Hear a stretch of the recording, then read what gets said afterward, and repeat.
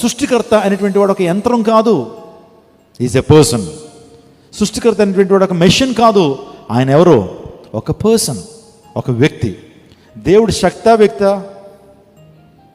చెప్పండి. చాలామంది చాలా గ్రంథాలు చెప్తున్నాయి దేవుడు శక్తి అయి ఉన్నాడు, ఆది పరాశక్తి అంటారు.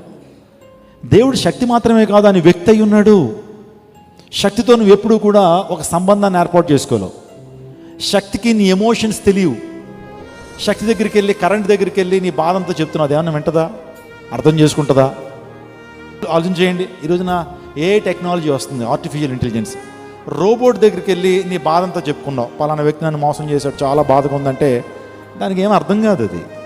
అదొక యంత్రం, అదొక మెషిన్. దానికి భావోద్వేగాలు ఉంటాయా? మనసు ఉంటుందా? మనస్సాక్షి ఉంటుందా మెషిన్కి? దేవుడు అనేటువంటి వాడు is not a machine, is not only power but is also person. దేవుడు అనేటువంటి శక్తి మాత్రమే కాదు, ఆయన వ్యక్తి అయి ఉన్నాడు.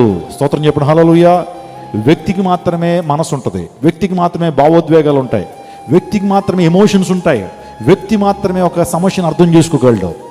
దేవుడు శక్తి మాత్రమే కాదు, ఆయన వ్యక్తిగా ఈ లోకానికి వచ్చి మానవ సమస్యలకు పరిష్కారాన్ని ఇచ్చాడు. స్తోత్రం చెప్పండి, హల్లెలూయా.